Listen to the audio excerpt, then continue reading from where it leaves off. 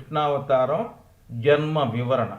శ్రీ మహావిష్ణువు యొక్క అవతారములలో శ్రీ కృష్ణావతారం చాలా ముఖ్యమైనది. సూరసేనుడు మధుర పట్టణమునకు రాజు. ఆ రాజు పుత్రుడు వసుదేవుడు. వసుదేవునికి ఇద్దరు భార్యలు. ఒక భార్య దేవకి, ఇంకొక భార్య రోహిణి. భోజదేశపు రాజు ఉగ్రసేనుడు. ఉగ్రసేనుని కుమారుడు కంసుడు. ఉగ్రసేనుని కుమార్తె దేవకి. కంసుడు తన రథముపై దేవకి వసుదేవులను కూర్చుండబెట్టుకుని వస్తుండగా ఆకాశవాణి ఇట్లా పలికింది: ఓయి కంస, నీ సోదరి దేవకి గర్భమున పుట్టు 8వ శిశువు నీ మరణమునకు కారణమవుతాడు. అది విన్న వెంటనే కంసుడు చెల్లెలు బావలను చంపబోయాడు. పుట్టిన వెంటనే నా పిల్లలను నీకు ఇచ్చేదను అన్న వాగ్దానముపై దేవకి వసుదేవులను ఇద్దరినీ కారాగారమున పడవేస్తాడు. ఎవరు? కంసుడు. 6 శిశువులను నిర్దాక్షిణ్యముగా వధిస్తాడు. యోగమాయ పరమాత్మ ఆదేశముతో దేవకి గర్భముననున్న పరమాత్మ అంశమైన ఆదిశేషుని తీసుకుని వెళ్ళి వ్రజదేశమున నందుడి ఇంట తలదాచుకున్న వసుదేవుని ఇంకొక భార్య అయిన రోహిణి కడుపున ఉంచును. దేవకి 7వ గర్భము విచ్ఛిన్నమైనదని అందరూ తల పోస్తారు. పరమాత్మ స్వయముగా దేవకి గర్భమున 8వ శిశువుగా జన్మిస్తాడు. యోగమాయ పరమాత్మ ఆదేశముతో స్వయముగా నందుడికి భార్య అయిన యశోద గర్భమున జన్మిస్తుంది. అటు పిమ్మట వసుదేవుడు పరమాత్మ ప్రేరణతో తనకు పుట్టిన పుత్రుని తీసుకొని యమునా నది దారి ఇవ్వగా వ్రజ వెళ్ళి తన పుత్రుని యశోద పడకపై ఉంచి యశోద గర్భమున జన్మించిన యోగమాయను తీసుకొని వచ్చి తన భార్య దేవకి పడకపై ఉంచుతాడు. పిల్ల ఏడుపు విని కంసుడు పరుగున వస్తాడు. 8వ గర్భమున ఆడపిల్ల పుట్టినది, నిన్ను చంపునది 8వ గర్భమున పుట్టే మగబిడ్డ గనుక ఈ పిల్లను చంపవద్దని చెల్లెలు దేవకి వేడుకుంటుంది. చెల్లెలు దేవకి మాట కంసుడు వినడు. అయినా సరే చంపబోతాడు. అప్పుడు ఆ 8వ బిడ్డ యోగమాయను చంపబోవ ఆ బిడ్డ పైకెగిరి, ఓరి కంస, నిన్ను చంపు పరమాత్మ అయిన శ్రీకృష్ణుడు ఉదయించెను అని చెప్తుంది. నందుని భార్య అయిన యశోద కుమారుడుగా పెరుగుతున్న శిశువుకు శ్రీకృష్ణుడు అని, వసుదేవుని ఇంకొక భార్య అయిన రోహిణి కుమారుడుగా ప్రస్తుతము పెరుగుతున్న దేవకి గర్భాంశుడైన శేషునికి బలరాముడు అని నామకరణం చేస్తాడు నందుడు. ఆ తర్వాత శ్రీకృష్ణుడు పూతన అనగా పూర్తీభవించిన తనువు అనగా తామస గుణ ప్రతీక పూతనను, శకటాసుర అనగా చెంచల మనస్సు, తృణావర్తుడు అనగా తామస గుణ ప్రతీకుడు మొదలగు రాక్షసులను పిన్న వయస్సులోనే సంహరిస్తాడు. నందుడు పూర్వజన్మలో ఒక వసువు, పేరు ద్రోణ. అతని భార్య ధర, భూమి అని అర్థము. ద్రోణుడు వ్రజదేశమునందు నందుడుగాను, ధర యశోదగాను జన్మిస్తారు. శ్రీకృష్ణుడు శ్రావణ బహుళ అష్టమి నందు జన్మించాడు. ఆ దినమును జన్మాష్టమిగా ప్రసిద్ధిగాంచినది. యమ, నియమ, ఆసన, ప్రత్యాహార, ప్రాణాయామ, ధారణ, ధ్యాన మరియు సమాధి అని అష్ట అంగములు కలదే యోగం. ఇప్పుడు శ్రీకృష్ణ లీలల గురించి చెప్పుకుందాం. శ్రీకృష్ణ లీలలు. పరమాత్మ అయిన శ్రీకృష్ణుడు అతి పిన్న వయస్సులోనే తన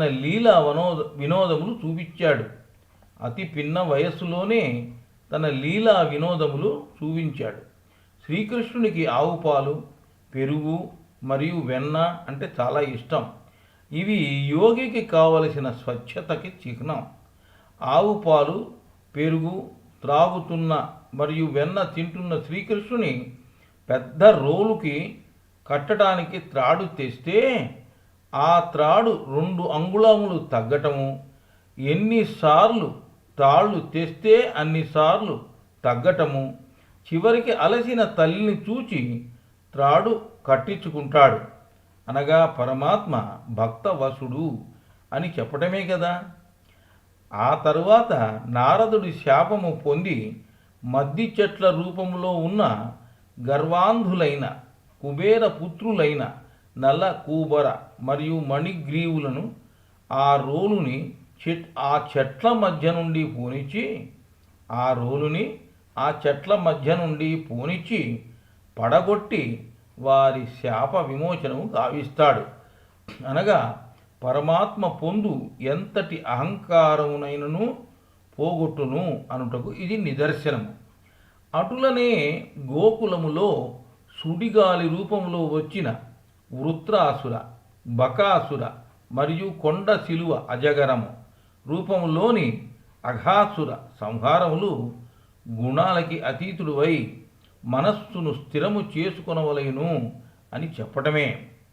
ఒకనాడు గోకులములో యమునా నదీ తీరమున దూడలు, ఆవులు, గోపాలురు కనపడకుండా పోతే శ్రీకృష్ణుడు తనే 1 సంవత్సరము పాటు అన్ని వేషములు ధరించి తల్లులు, యజమానులకు అనుమానము మరియు దుఃఖము రాకుండా చూడటం పరమాత్మ యొక్క సర్వవ్యాపక స్థితిని మరియు పరమాత్మని నమ్ముకున్న వానికి ఏ దుఃఖము ఉండదు అని తెలియజెప్పటం. కాళింది మడుగులో ఉన్న కాళీయ సర్పమును సంహరించపూనుట మనలోని కామ, క్రోధ, లోభ, మోహ, మద మరియు మాత్సర్య అనే అరిషడ్వర్గాలనే విషమును తీసివేస్తే మానవుడు దివ్య ఆత్మస్వరూపుడు అవుతాడు అని తెలియజెప్పడమే. గోపి అనేది గోప్యములో నుండి వచ్చినది. గోపిక అనగా ఆలోచన అని అర్థము. ప్రతి ఆలోచనలో ఉండే చైతన్యమే కృష్ణ చైతన్యము.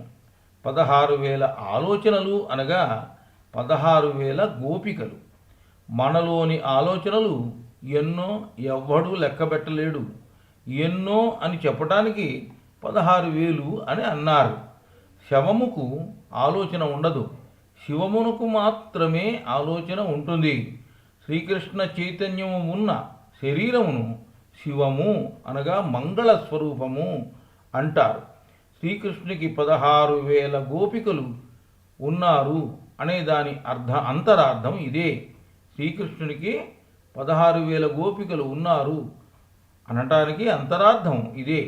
నీ ఆలోచనంతా నా మీదనే ఉండవలయును అని చెప్పటమే గోపిక వస్త్ర అపహరణము యొక్క ఉద్దేశము.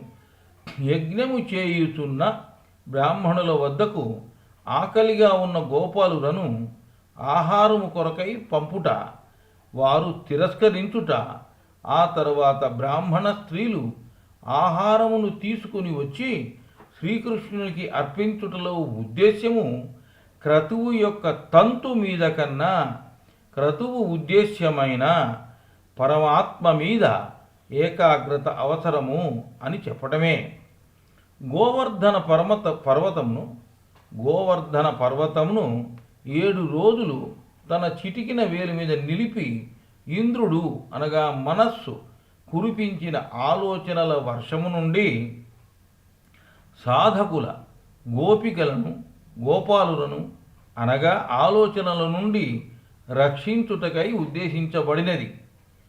సాధకుల యొక్క గోపికలను గోపాలులను అంటే ఆలోచనల నుండి రక్షించుటకై ఉద్దేశించబడినది ఈ గోవర్ధన పర్వతాన్ని ఎత్తటం. ఆవులను రక్షించుట అనగా ఇంద్రియములను నియంత్రించుకొని సంసార బంధమును తెంపుకొని పరమాత్మ బంధమును పెంచుకొనుట ఉత్తమము అని చెప్పుటయే. కంసుడు వ్రజకి పంపిన కేసి అనే రాక్షసుణ్ణి శ్రీకృష్ణుడు చంపుట తమో గుణమును చంపుటకు ప్రతీక. కేసి అనగా జుట్టు, జుట్టు తమో గుణమునకు ప్రతీక. భోజదేశపు రాజైన కంసుడు శ్రీకృష్ణ బలరాములను తెమ్మని తన మంత్రి అక్రూరుణ్ణి వ్రజ అనగా బృందావనమునకు పంపుతాడు. దారిలో కంసుడి ప్రోద్బలము వలన వచ్చిన ముష్టికుణ్ణి శ్రీ బలరాముడు, చానూరుణ్ణి శ్రీకృష్ణుడు సంహరిస్తారు. ఈ ముష్టికుడు చానూరుడు ఇద్దరూ కూడాను మల్లయుద్ధ ప్రవీణులు. ఆ తరువాత కువలయాపీయుడు అనే మత్త గజమును శ్రీకృష్ణుడు సంహరించుట, ప్రాణాయామ తత్పరుడు యొక్క ఆత్మబలమును చాటటమే. కుబ్జ అనే కంసుని దాసి శ్రీకృష్ణుని మీద భక్తి మరియు ప్రేమతో గంధము పూలు అర్పించగా శ్రీకృష్ణుడు ఆ కుబ్జ యొక్క గూనితనమును మరియు అంగవైకల్యమును పోగొట్టి వివాహమాడుట పరమాత్మ దయాళుత్వమును తెలియజెప్పుతుంది. సాందీప మహర్షి శ్రీకృష్ణ బలరాముల గురువు. ప్రభాస క్షేత్రములో సముద్రములో కొట్టుకుని పోయిన గురుపుత్రుణ్ణి తీసుకుని వచ్చి తిరిగి గురువైన సాందీప మహర్షికి గురు దక్షిణగా అప్పగించుట గురువు యొక్క గొప్పతనమును చాటి చెప్పటమే. కంసుడి భార్యలు అస్తి మరియు ప్రాప్తి. వారిరువురు కంసుని మరణానంతరము మగధరాజైన తన తండ్రి దిరాసుందుని వద్దకు వెళ్తారు. మధురపై శ్రీకృష్ణుని చంపుటకు జరాసంధుడు 17 మారులు దండెత్తి ఓడిపోయి పారిపోతాడు. శ్రీకృష్ణుడు దయతో చంపగా వదిలిపెడతాడు. శ్రీకృష్ణుడు సముద్రములో నగరమును నిర్మించి యాదవులను అందులో ఉంచుతాడు. బలరాముని మధురాపురమున ఉంచుతాడు. జరాసంధుని మిత్రుడైన మహాబలవంతుడైన కాలయవనుడు వెంట తరుముకొని రాగా శ్రీకృష్ణుడు మాంధాత కుమారుడైన ముచికుందుడు తపస్సు చేసి యోగ నిద్రలో ఉన్న గుహలో ప్రవేశించి దాక్కుంటాడు. ఆ ముచికుందుణ్ణి శ్రీకృష్ణుడుగా తలంచి కాలయవనుడు కాలితో ఆ ముచికుందుని తంతాడు. ఆ ముచికుందుడు యోగ నిద్ర నుండి మేల్కొని తన తీక్ష్ణమైన నేత్రములతో కాలయవనుని చూడగా భస్మమగుట యోగముకున్న శక్తిని చెప్పకనే చెప్తుంది. ఆ ముచికుందుడు యోగ నిద్ర నుండి మేల్కొని తన తీక్ష్ణమైన నేత్రములతో కాలయవనుని చూడగా భస్మమగుట యోగమునకు ఉన్నటువంటి శక్తిని చెప్పకనే చెప్తుంది. విదర్భ దేశమునకు రాజు భీష్మకుడు, అతని కుమారుడు రుకుమి చెల్లెలు రుకుమిణి. ఆమె అభిమతము మేరకు రుకుమిణిని వివాహం చేసుకొనుట పరమాత్మ ప్రేమ తత్వమును గురించి తెలియబరుస్తుంది. జాంబవంతుడి కుమార్తె జాంబవతిని, సత్రాజిత్తు కుమార్తె సత్యభామని, ఆ తరువాత కాళిందిని, అవంతి దేశపు రాజు సోదరి అయిన మిత్ర విందను, కోసల దేశరాజు నగ్నజిత్తు కుమార్తె సత్యను, కేకయ దేశపు సంతర్తనాదుల సోదరి భద్రను, ముద్రదేశపు రాజు కుమార్తె లక్ష్మణను వివాహము చేసుకొనుట పరమాత్మ తన ప్రేమతత్వమును చాటి చెప్పటమే. శ్రీకృష్ణుడు భీమసేనుని ద్వారా జరాసంధుని చంపుట ఆ పరమాత్మ యుక్తి తత్వమును తెలియపరుస్తుంది. ఆ తరువాత శిశుపాల దంతావక్త్రులను సంహరించి జయ విజయులకు ముక్తి ప్రసాదిస్తాడు శ్రీకృష్ణ పరమాత్మ. కాళీయ మర్దనం. ఈ కుండల్ని ప్రాణశక్తినే వాసుకి అంటారు. ఈ మేరుదండములో పైకి వెళ్ళినటువంటి ప్రాణశక్తిని వాసుకి అంటారు. కిందకి వస్తున్నటువంటి ప్రాణశక్తిని కుండలిని అంటారు. మేరుదండమే మేరు పర్వతం, స్పైనల్ కార్డే మేరు పర్వతం. మేరుదండమును మధించుట అనగా శ్వాసని అస్త్రంగా అనగా ప్రాణకర్మ ద్వారా సంసారములో ఉండి విషము చిందించుతున్న కుండలిని ప్రాణశక్తి అనే వాసుకి అనే సర్పాన్ని సుషుమ్న ద్వారము ద్వారా 5 చక్రముల గుండా పంపుతున్నప్పుడు ఈ 5 చక్రముల స్వగుణములను పుణికి పుచ్చుకొని అనగా గంధ రుచి రూప స్పర్శ శబ్దములు, గంధ రుచి రూప స్పర్శ శబ్దములు అనే 5 తలల సర్పముగా అభివర్ణించబడుతుంది. ఈ 5 తలల సర్పము ఆజ్ఞా పాజిటివ్ లేదా కూటస్థము చేరి కూటస్థము నుండి సహస్రార చక్రము చేరుట తోడనే ఆ 5 తలల సర్పం యొక్క విషాన్ని అనగా అహంకారాన్ని అంతఃకరణని వదిలించటమే శ్రీకృష్ణుడు కాళీయ మర్దనము చేయుట అంటారు. గీతలో శ్రీకృష్ణుని నామధేయాలు: 1 అచ్యుత అనగా దేనితోనూ త్రాకబడనివాడు. 2 అనంత అన్ని దిక్కులా వ్యాపించినవాడు. 3 అద్య అందరికన్నా మొదటివాడు. 4 కేశ నిషూదన కేసి అనే రాక్షసుని సంహరించినవాడు అనగా తమోగుణ సంహారకుడు. కేశములు తమోగుణమునకు ప్రతీక. 5 కమల పత్రాక్ష అనగా జ్ఞానమునకు ప్రతీకుడు. 6 గోవింద జీవములకు ఆధారము. 7 అప్రతిమ ప్రభావ అనంత శక్తివంతుడు. 8 కృష్ణ అందరినీ ఆకర్షించేవాడు. 9 జగత్పతి జగత్తుకు భర్త. 10 హరిసూదన లోపలి బయటి శత్రువుల సంహారకుడు. 11 కేశవ లోపలి బయటి శత్రువులను శవములుగా మార్చి పరమార్థతత్వము తెలుపువాడు. 12 జగన్నివాస జగత్తులోనూ మరియు మనలోనూ నివసించువాడు. 13 జనార్దన భక్త జనులను రక్షించువాడు. 14 భూతభావన భూతములలోని ప్రాణశక్తి కార్కుడు. 15 వార్ష్ణేయ వృష్ణి అనే రాక్షసుని సంహరించినవాడు లేదా తమోగుణ సంహారకుడు.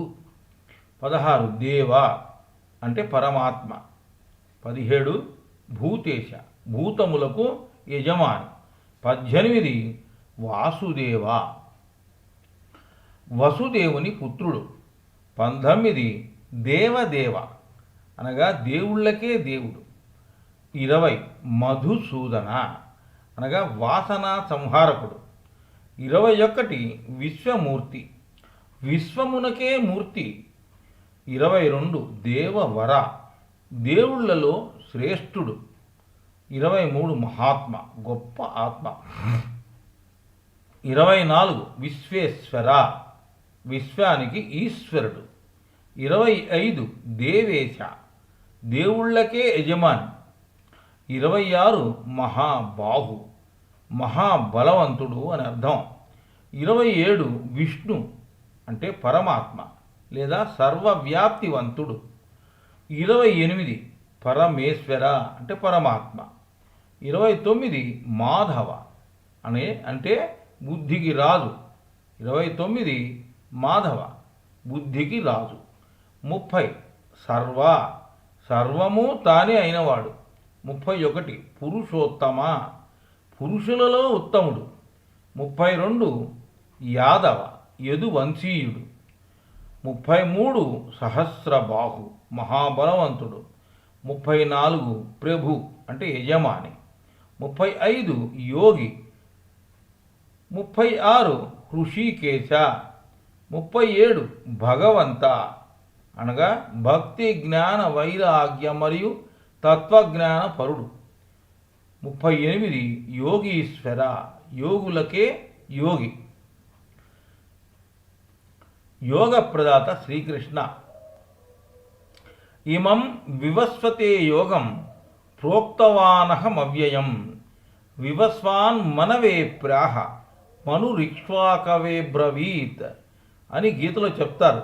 4వ అధ్యాయంలో 1వ శ్లోకంలో శ్రీకృష్ణుడు అర్జునుడితో ఇట్లా అంటాడు. శ్రీకృష్ణుడు అర్జునుడితో ఇట్లా అంటాడు, నాశరహితమగు ఈ నిష్కామ కర్మ యోగమును అనగా జీవ బ్రహ్మైక్య జ్ఞానమును పూర్వము నేను ఆత్మ సూర్యునికి చెప్పాను.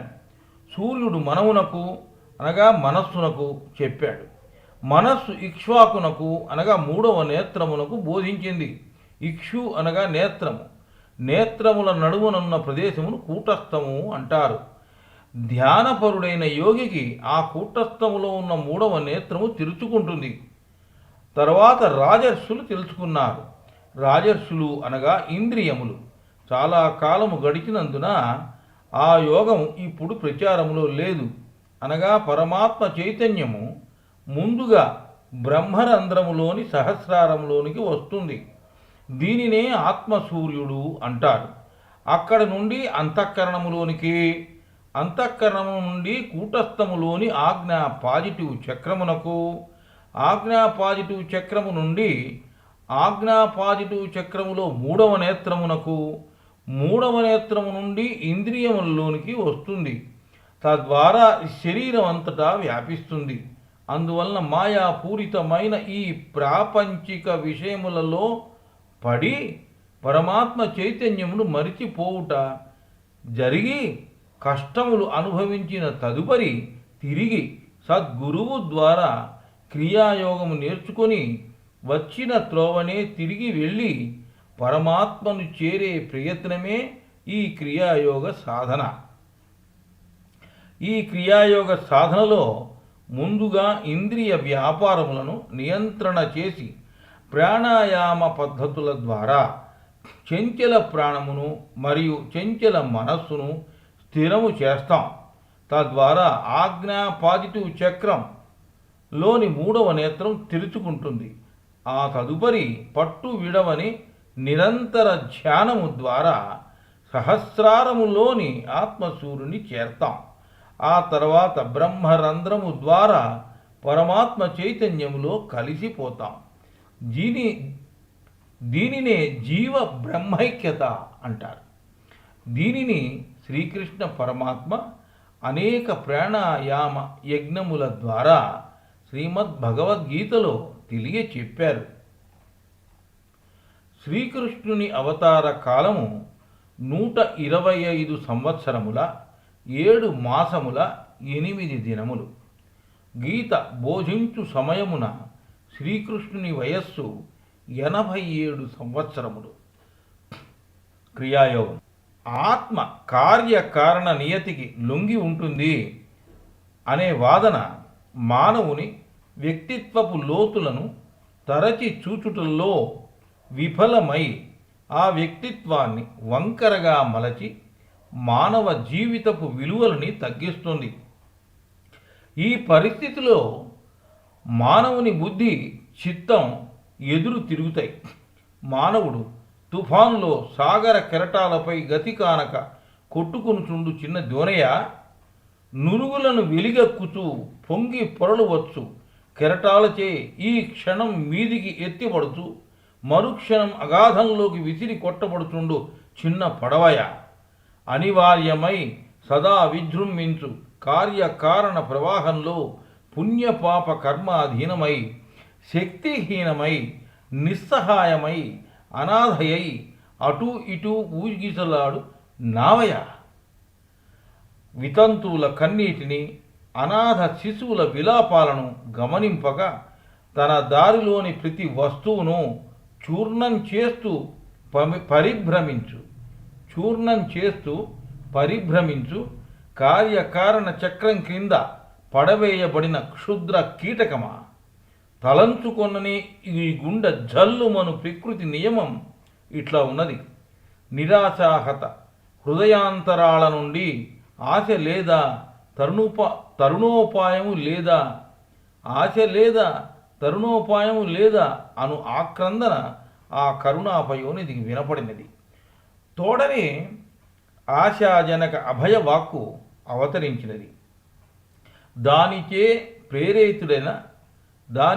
ప్రేరితుడైన ఒక వేదర్శి విశ్వం ఎదుట నిలిచి జలద గంభీర స్వరంతో ఇట్లు చాటను, వినండి దివ్యలోక నివాసులకు అమృత పుత్రులారా, అజ్ఞాన అంధకారానికి ఆవల వెలుగొందు పరమపురుషుని నేను కనుగొన్నాను.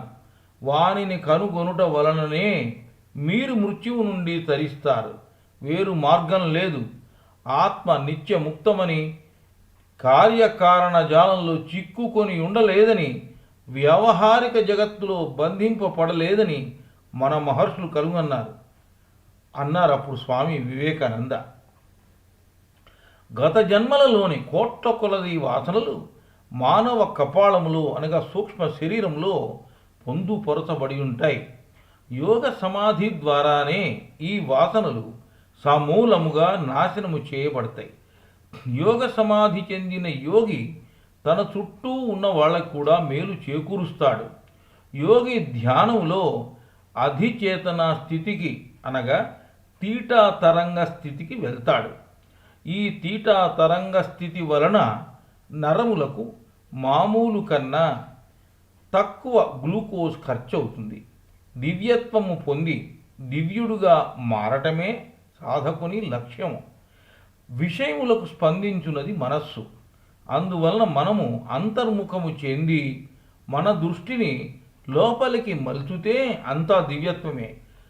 మన మానవ తలలలోని భాగాల్లో చేతనా కేంద్రము, సెంటర్ ఆఫ్ కాన్షియస్నెస్ మరియు స్వేచ్ఛాపూర్వక పద్ధతికి ఆలవాలము, వాలంటరీ ప్రాసెస్ అయినది పెద్ద మెదడు సెరబ్రమ్.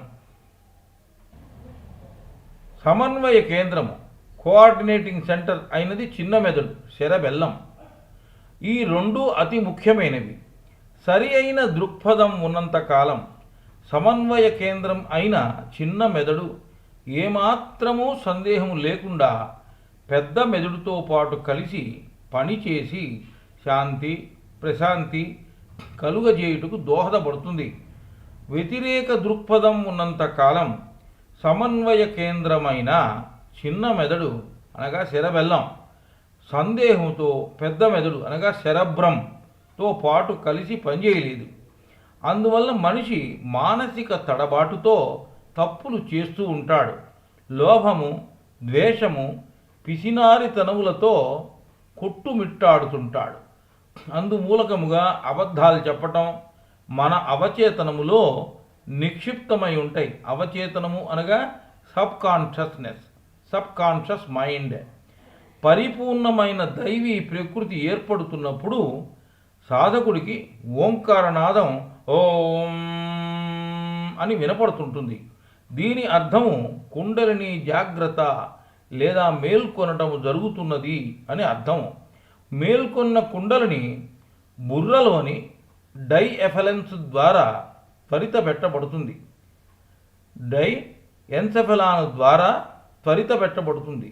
మేల్కొన్న కుండలిని బుర్రలోని డైఎన్సెఫలాను ద్వారా త్వరితపెట్టబడుతుంది.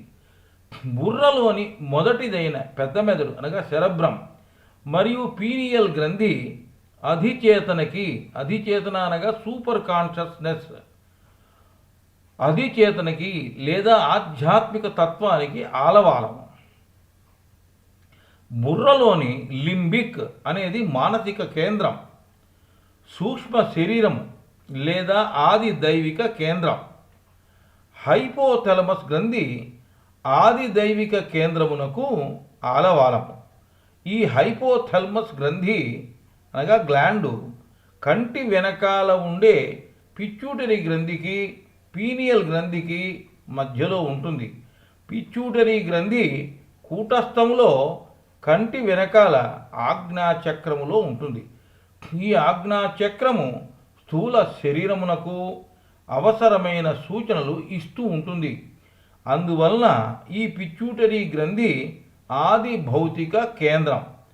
చిన్న మెదడు అనగా సెరబెల్లం ఆది భౌతిక మరియు ఆధ్యాత్మిక తత్వముల సమన్వయకర్త. నిర్మాణాత్మకత అంటే కన్స్ట్రక్టివ్, ఊహలు అంటే ఐడియాస్. నిర్మాణాత్మక ఊహల పెరుగుదలకు పీనియల్ గ్రంథిని ఉత్తేజపరుచుట తప్పనిసరి. పీనియల్ గ్రంథిని ఉత్తేజపరచడం అంటే ఎక్సైట్ చేయటం, కూటస్థములోని మూడవ కన్నును ఉత్తేజపరచుట అవసరం. పీనియల్ గ్రంథిని ఉత్తేజపరచుటకు కూటస్థలో ఉన్న మూడవ కన్నుని ఉత్తేజపరచుట అవసరం. దీనికి క్రియాయోగము మరియు గాయత్రి మంత్రోపాసన అవసరము. కూటస్థములోని మూడవ కన్నును ఉత్తేజపరచుట ద్వారా మానసికంగా అనగా మెంటల్గా మరియు భౌతికంగా అంటే ఫిజికల్గా మనిషి ఆరోగ్యంగా ఉంటాడు. మెలటోనియం అనే రసాయనము సుఖనిద్రకు అవసరము. ఈ మెలటోనియము రోజుకి 1.5 గంట ఉత్తేజంగా ఉంటే చాలు, సుఖనిద్ర పడుతుంది. దీనిని పీనియల్ గ్రంథి నియంత్రిస్తూ ఉంటుంది అంటే కంట్రోల్ చేస్తూ ఉంటుంది.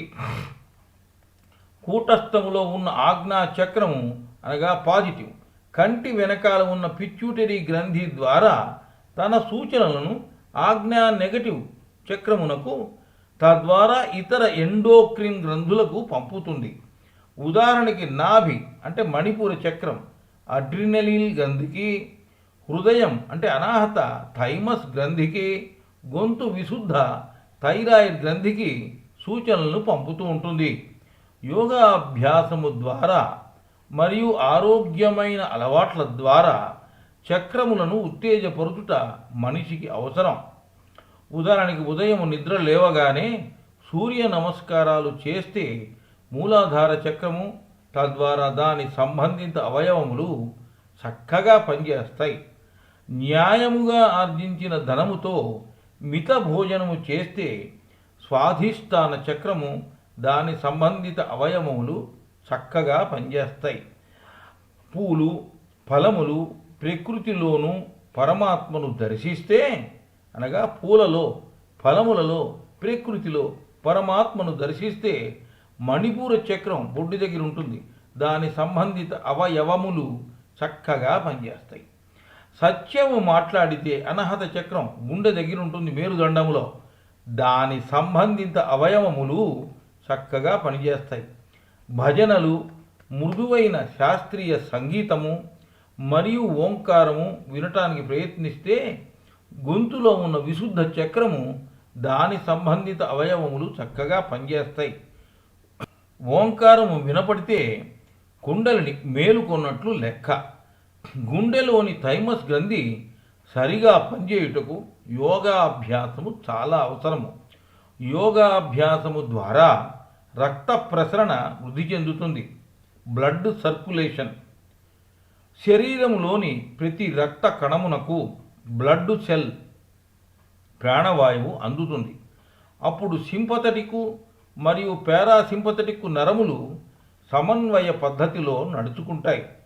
బుర్ర నుండి వచ్చే 3 రకములైన న్యూరో హార్మానుల వలననే వాత అనగా పిత్తులు, పిత్త అనగా ఉష్ణము మరియు శ్లేష్టము అనగా కళ్ళె, శ్లేష్మము అంటే కళ్ళె పద్ధతులు ఏర్పడతాయి. బుర్ర నుండి వచ్చే 3 రకములైన న్యూరో హార్మానుల వలననే వాత అంటే పిత్తులు, పిత్త అంటే ఉష్ణము మరియు శ్లేష్మము అంటే కళ్ళె పద్ధతులు ఏర్పడతాయి. ఆరోగ్యకరమైన శరీరమునకు రోగ నిరోధక శక్తి మిటకోండ్రియా మరియు వాత పిత్త శ్లేష్మముల సమన్వయము అవసరం. మిటకోండ్రియా అనగా శక్తిని పుట్టించేవి. శ్వాస పద్ధతి సరిగ్గా లేని ఎడల రక్తములోని కార్బన్ డయాక్సైడ్ అనగా బొగ్గు పులుసు వాయువును తీసివేసి ప్రాణవాయువు అనగా ఆక్సిజన్ను కలిపేది గుణము ఊపిరితిత్తుల్లో అంటే లంగ్స్లో తగ్గుతుంది. శ్వాస పద్ధతి సరిగా లేని ఎడల రక్తములోని కార్బన్ డయాక్సైడ్ అనగా బొగ్గు పులుసు వాయువును తీసివేసి ఆక్సిజన్ను అనగా ప్రాణవాయువును కలిపేటి గుణము లంగ్స్ అనగా ఊపిరితిత్తుల్లో తగ్గుతుంది. ఇది నిమిషమునకు 15 సార్లు జరగవలను. దీన్నే పల్సు రేట్ అంటారు. కనుక రోగం చోటు చేసుకుంటుంది.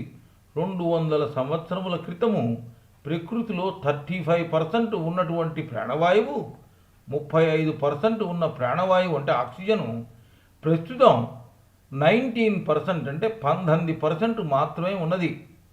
కనుక ప్రాణాయామం అనగా ఆక్సిజన్ మిక్కిలి అవసరము. అంతఃకుంభకము ద్వారా పల్సు రేటును పెంచుకొనవచ్చు. బాహ్య కుంభకము ద్వారా పల్సు రేటును తగ్గించుకొనవచ్చును. ఈ అంతర్బాహ్య కుంభకముల ద్వారా అటానమస్ నరముల మీద పట్టు, రోగ నిరోధక శక్తి తద్వారా ఆరోగ్యము కలగజేసే గుణము ఈ ప్రాణాయామమునకు ఉన్నది. ఈ అంతర్బాహ్య కుంభకముల ద్వారా అటానమస్ నరముల మీద పట్టు, రోగ నిరోధక శక్తి తద్వారా ఆరోగ్యము కలుగజేసే గుణము ఈ ఆక్సిజన్ అనగా ప్రాణాయామమునకు ఉన్నది. ఓంకారనాదాన్ని వినగలిగిన సాధకుడు రోగగ్రస్తమైన భాగములను తిరిగి ఆరోగ్యవంతముగా చేసుకోగలుగుతాడు. కుండలిని శక్తిని తద్వారా ప్రాణశక్తిని పెంచుకొని ఆనందముగా ఉండగలుగుతాడు. సాధారణముగా యోగి తన ప్రశ్నలన్నిటికీ సమాధి స్థితిలో సమాధానము కనుగొంటాడు. ఇది తర్కానికి అతీతం. దీనిని ఆత్మబోధ అంటారు.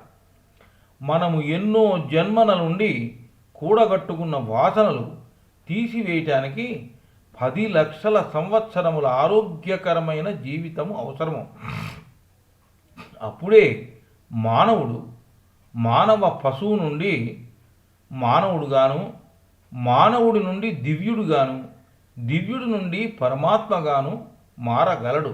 ఇది కేవలము క్రియాయోగము ద్వారానే సుసాధ్యము.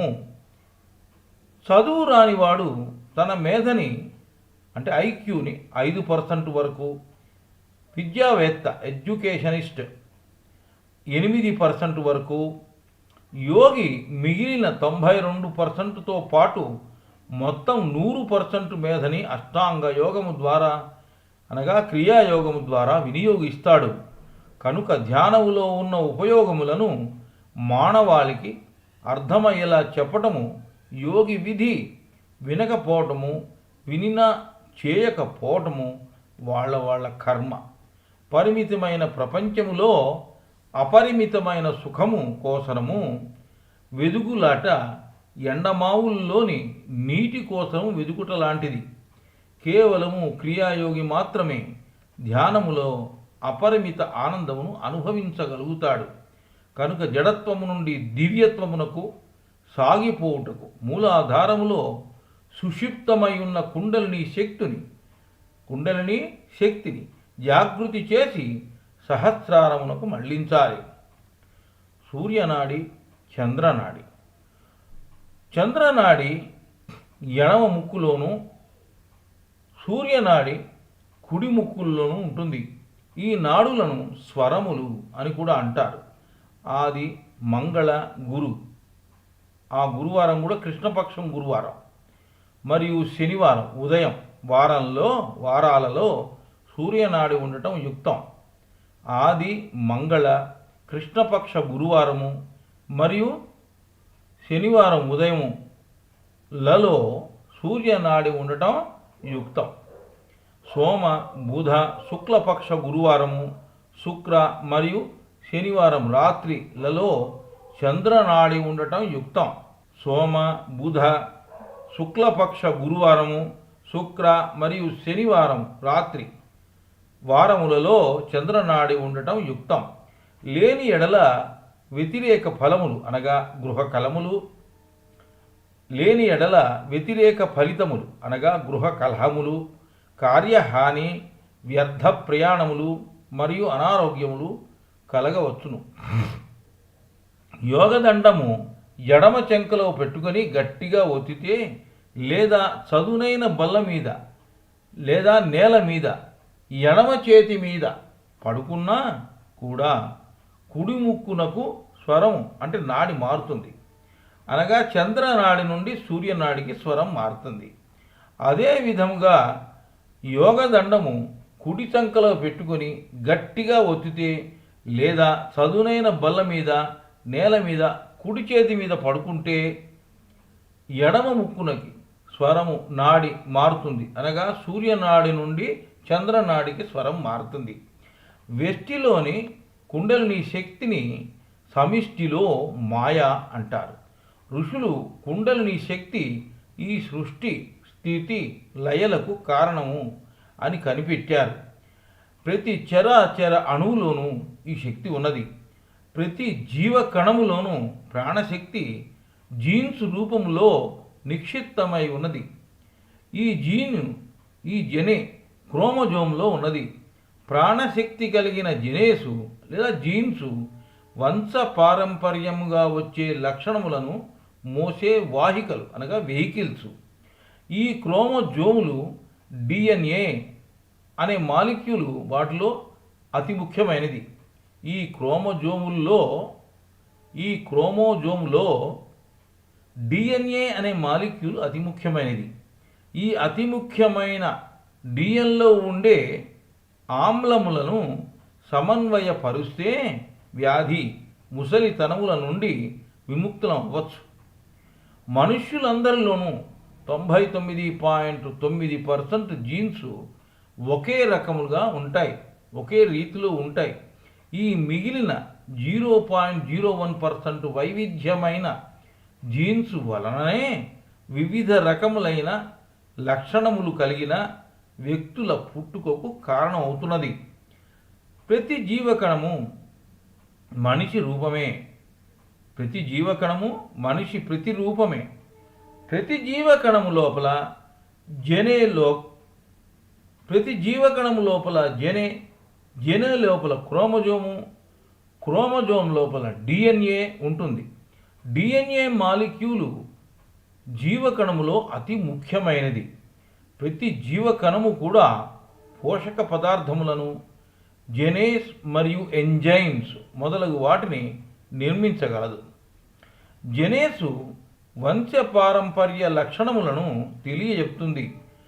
హార్మోన్స్ అనేవి ఈ జెనేస్కి అంటే జీన్స్కి అవసరమైన ప్రేరణ కలగచేసి శరీర ఆరోగ్యమునకు దోహదపడతాయి. వేల సంఖ్యలో ఉన్నటువంటి వ్యాధికారకమైన జెనేస్లో అంటే జీన్స్లో కేవలము ఒక 3% దాదాపుగా ఇప్పుడు కనుగొన్నారు. మిగిలిన వ్యాధికారకమైన జెనేసును కనుగొనుటకు చాలా సమయం పట్టచ్చు. యోగా అభ్యాసంలోని చక్ర ధ్యానము, చక్రముల్లో బీజాక్షర ధ్యానము, క్రియాయోగము మొదలగు వాటి ద్వారా నిత్యము శరీరమునకు కావలసిన 40 నుంచి 50 వేల పోషక పదార్థములను వృద్ధి చేసుకొని చిరకాలము ఆరోగ్యముగా, ఆనందముగా, నిత్య యవ్వనములో ఉండవచ్చు. ఇంద్రియములకు అవసరాన్ని మించిన ఉపయోగించడమే ఇంద్రియములను అవసరానికి మించి ఉపయోగించడము ద్వారా జీవకణములో ఉండే తీయటి సోమరసమును మనిషి అనుభవించజాలడు. ఇంద్రియములను అవసరానికి మించి ఉపయోగించటము ద్వారా జీవకణములో ఉండే తీయటి సోమరసమును మనిషి అనుభవించజాలడు. ప్రతి జీవకణములోనూ ఆమ్లములు మరియు తీయదనము అనేవి ఉంటాయి. చక్రముల్లో ఓంకార ధ్యానం చేస్తూ చివరికి సహస్రారములో ఓంకార ధ్యానముతో ఖేచరిలో అనగా ఇది ఖేచరి ముద్ర. ఖేచరి ముద్రలో స్థిరపడు యోగికి ఆ తీయదనము అనగా సోమరస అనుభూతి తప్పక పొందుతాడు. మళ్ళొకసారి, చక్రములలో ఓంకార ధ్యానము చేస్తూ చివరికి సహస్రారములో ఓంకార ధ్యానముతో ఖేచరి ముద్రలతో స్థిరపడి యోగికి ఆ తీయదనము అనగా సోమరస అనుభూతి తప్పక పొందుతాడు. ఇది ఖేచరి ముద్ర. ఈ నాలికని మడిచి ఈ కొండ నాలిక కింద పెట్టాలి లోపలికి. ఎంతవరకు వెళ్తే అంతవరకే. ఈ సోమరసము సూక్ష్మము ద్వారా భౌతిక శరీరములోనికి ప్రవేశించి ఆధ్యాత్మిక ఆనందముతో పాటు మానసిక మరియు భౌతిక ఆరోగ్య ఆనందములను కలగజేస్తుంది. ఇడానాడిని గంగా, పింగళని యమున, సుషుమ్నని సరస్వతి అంటారు. ఈ 3 నాడులు ఆజ్ఞాచక్రము దగ్గర కలవటమే త్రివేణి సంగమం. అటు పిమ్మట ఆజ్ఞాచక్రములోని జీవాత్మ లేక ప్రాణశక్తి లేక కుండలిని శక్తి బ్రహ్మరంధ్రములోని పరమాత్మను కేవలము సుషుమ్న ద్వారా చేరుకోవటమే సమాధి స్థితి. కూటస్థములోని ఆజ్ఞ పాజిటివ్ చక్రం వరకు పూరకము చేసి అనగా ప్రాణశక్తిని పీల్చి ఆ పీల్చిన ప్రాణశక్తిని మూలాధార చక్రము ద్వారా పూర్తిగా రేచకము చేసి వదిలివేస్తే విద్యుదయస్కాంత శక్తి ఎలక్ట్రోమాగ్నెటిక్ ఎనర్జీ పుడుతుంది. ఈశ్వర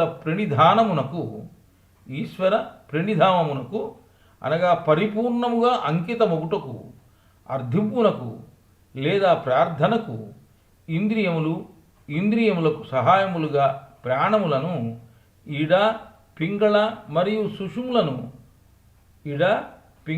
మరియు సుషుమ్న సూక్ష్మ నాడులను అభిషేకపు నీరుగా, అంతఃకరణను దీపముగా, 6 చక్రములను పువ్వులుగా, అగ్నితత్వం అంటే మణిపూర చక్రమును సుగంధముగా అంటే అగర్బత్తిగా, ఆనందమును నైవేద్యముగా అర్పించవలెను. చక్ర ధ్యానము చేయుట వలన మూలాధారములోని క్రూరత్వము, ద్వేషము, దొంగతన స్వభావము తొలగిపోతుంది.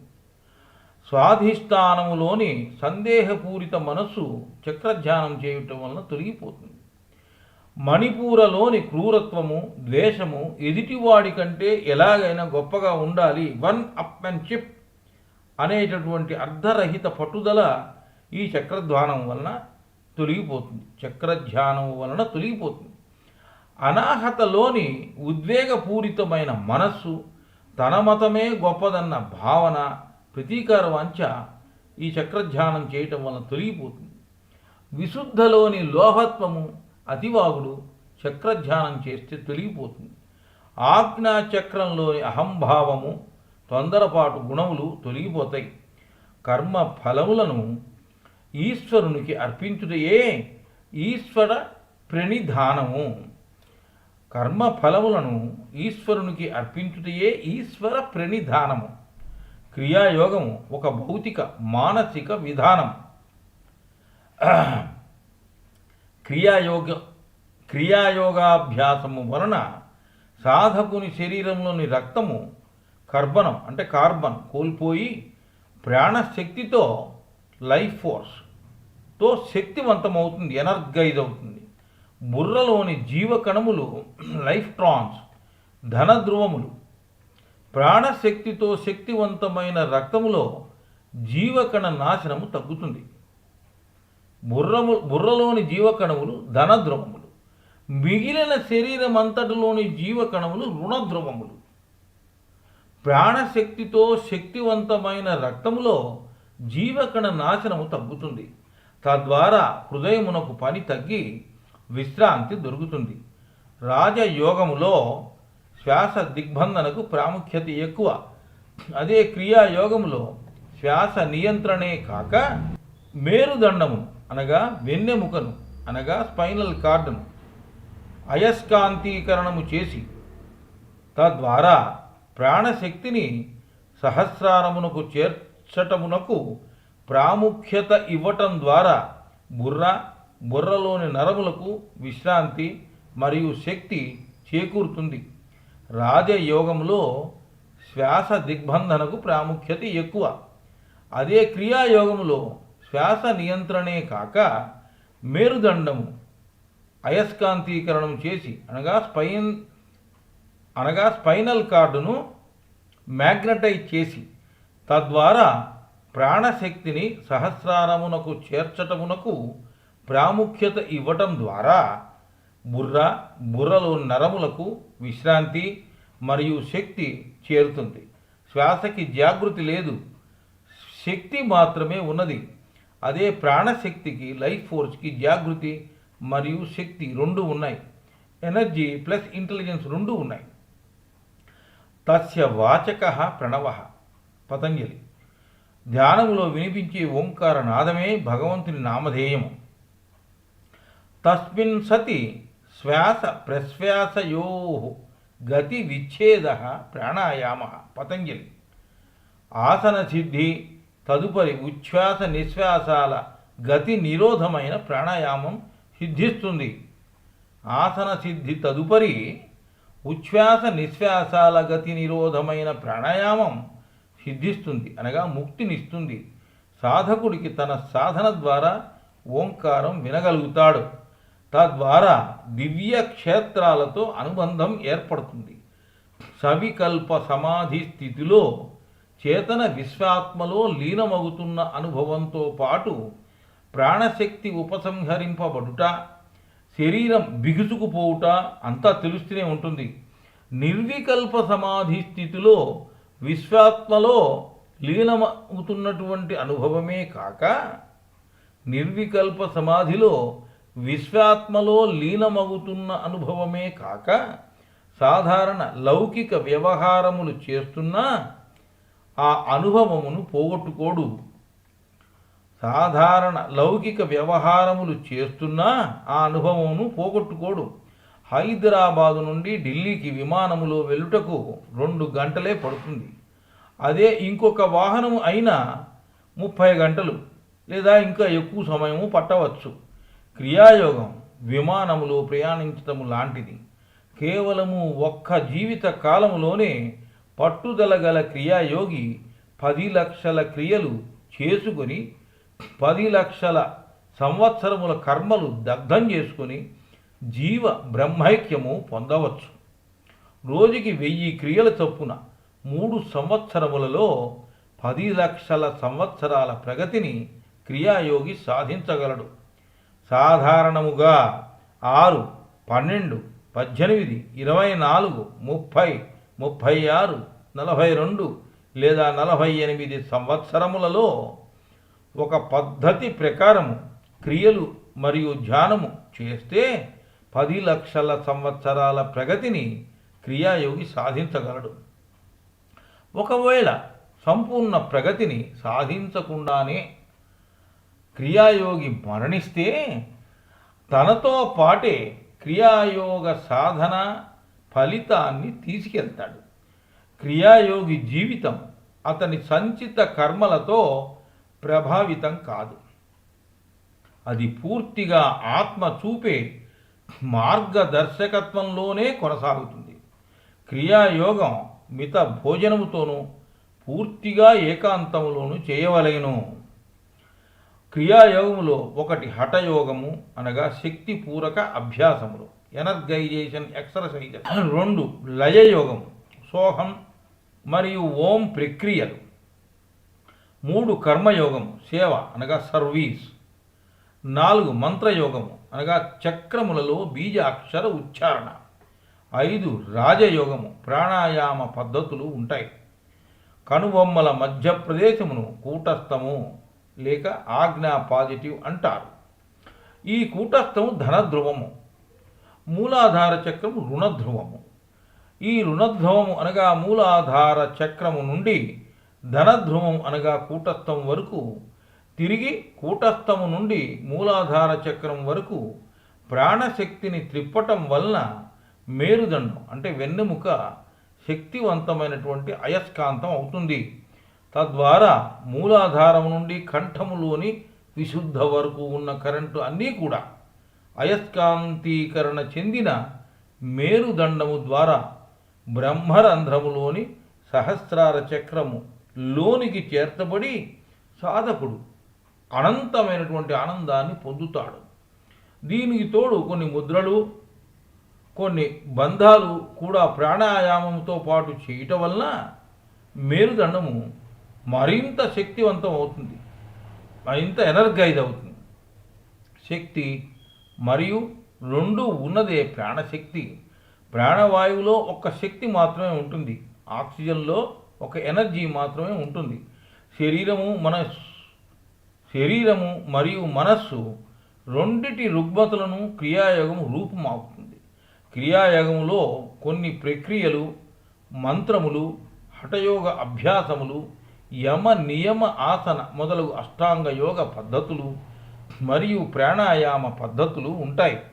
ఈ క్రియాయోగ అభ్యాసము ద్వారా శరీరము మరియు మనస్సు 2 సాంత్వన చెందటమే కాక మనం స్వాధీనంలోకి వస్తాయి. ఇవన్నీ మన స్వాధీనములోకి వస్తాయి. ఈ క్రియాయోగ అభ్యాసము ద్వారా శరీరము మరియు మనస్సు 2 సాత్వన చెందటమే కాక మన స్వాధీనములోనికి కూడా వస్తాయి. తద్వారా కుండలిని జాగృతి చెంది సాధకుని శుద్ధ చేతనా స్థితికి చేరుతుంది. తద్వారా కుండలిని జాగృతి చెందుతుంది, సాధకుణ్ణి శుద్ధ చేతనా స్థితికి చేర్చుతుంది. స్వామి వివేకానంద అన్నట్లుగా మన అసలైనటువంటి స్థితి శుద్ధ చేతన స్థితియే. మనస్సు, శ్వాస, ప్రాణశక్తి మరియు కామము అనే 4 అదుపులో ఉంచగలిగితే, మనస్సు, శ్వాస, ప్రాణశక్తి మరియు కామము అనే 4 అదుపులో ఉంచగలిగితే మన అసలైనటువంటి స్థితి శుద్ధ చేతన స్థితిని పొందగలుగుతాం. ఈడా నాడి మానసిక వ్యవహారాన్ని, పింగళ నాడి భౌతిక వ్యవహారాన్ని, సుషుమ్న నాడి మానసిక భౌతిక వ్యవహారములు రెండింటినీ సమన్వయపరచటానికి ఉపయోగిస్తాయి. చక్రములు అనుసంధాన పెట్టెలు, జంక్షన్ బాక్సెస్. అస్థిర శ్వాస అస్థిర మనస్సుకి కారణం. అస్థిర శ్వాస అస్థిర మనస్సుకి కారణం. కాముడు రాముడు అవ్వాలన్నా, తృష్ణ కృష్ణ అవ్వాలన్నా, శవం శివం అవ్వాలన్నా ప్రాణాయామమే ఏకైక మార్గం. మనస్సు అనేది 8వ సంవత్సరం నుండి ఏర్పడుతుంది. అంతకు ముందు వరకు ఆత్మ యొక్క సలహా మీదనే జీవితము ఆనందముగా గడుస్తూ ఉంటుంది. It is under the guidance of soul. అందుకనే పిల్లలు దేవుళ్ళు అనేది. సర్వభూతేషు చాత్మానం సర్వభూతాని చాత్మని విజ్ఞాయ నిరహంకారో నిర్మమస్వం సుఖీభవ అష్టావక్ర గీతలో చెప్పారు. మోహము ద్వేషము వదులు, నేను బ్రహ్మానందాన్ని అని గ్రహించు, సుఖముగా ఉండు. సత్యేన లభ్య తపసా హి ఏషా ఆత్మ సమ్యక్ జ్ఞానేన బ్రహ్మచర్యేన నిత్యం అంతఃశరీరే జ్యోతిర్మయో హి శుభ్రోయం పశ్యంతి యత క్షీణదోషాః. సత్యేన లభ్య తపసా హి ఏషా ఆత్మ సమ్యక్ జ్ఞానేన బ్రహ్మచర్యేన నిత్యం అంతఃశరీరే జ్యోతిర్మయో హి శుభ్రోయం పశ్యంతి యత క్షీణదేశాః. యత క్షీణ దోషాః ముండకోపనిషత్తులో చెప్పారు. సత్యం, తపస్సు, బ్రహ్మచర్యం అనగా బ్రహ్మలో చరించటం లేదా సదా మనస్సును సహస్రారంలో ఉంచటం ద్వారా దోషములు పోయి ఆ జ్యోతిర్మయ పరమాత్మను దర్శించి ఐక్యమగుము. ఫలితం ఆశించక చేసే సుకర్మయే యోగం.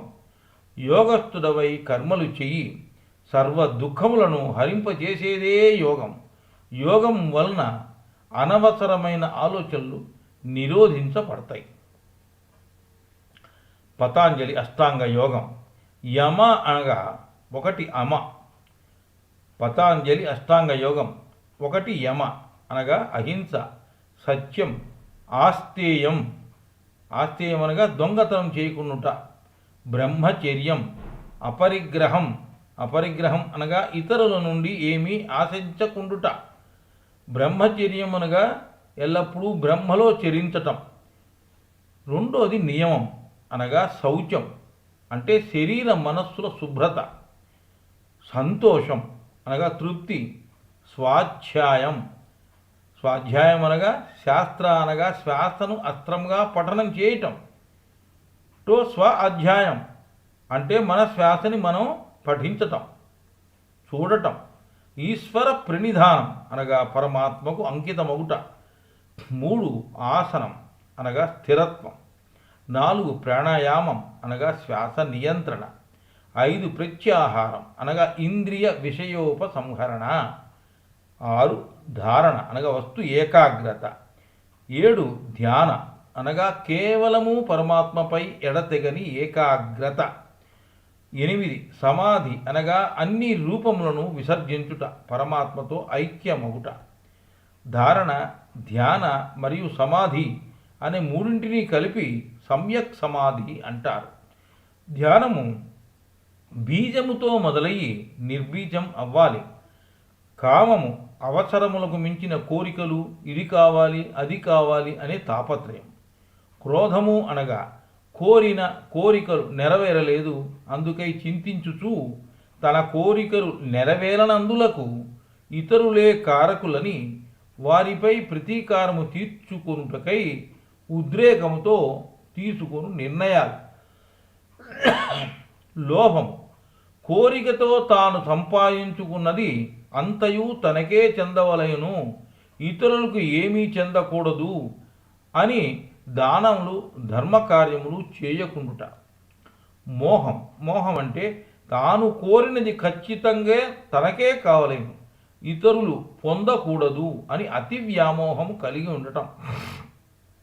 తాను కోరినది ఇతరులు పొందితే భరించలేకపోవడం. మదము. తాను కోరిన కోరికలన్నీ తీరుట వలన అది తన గొప్పతనమే అని గర్వించుతూ మరి ఎవ్వరికీ ఈ బలము లేదని ఇతరులను లెక్క చేయకపోవడం. మాత్సర్యం. తాను కలిగి ఉన్న సంపదలు ఇతరులకు ఉండకూడదని, తనకు దక్కనిది ఇతరులకు దక్కకూడదని, ఒకవేళ తను పొందలేని పరిస్థితిలో ఆ వస్తువు ఇతరులకు కూడా దక్కకూడదు అనే ఈర్ష్య కలిగి ఉండటం.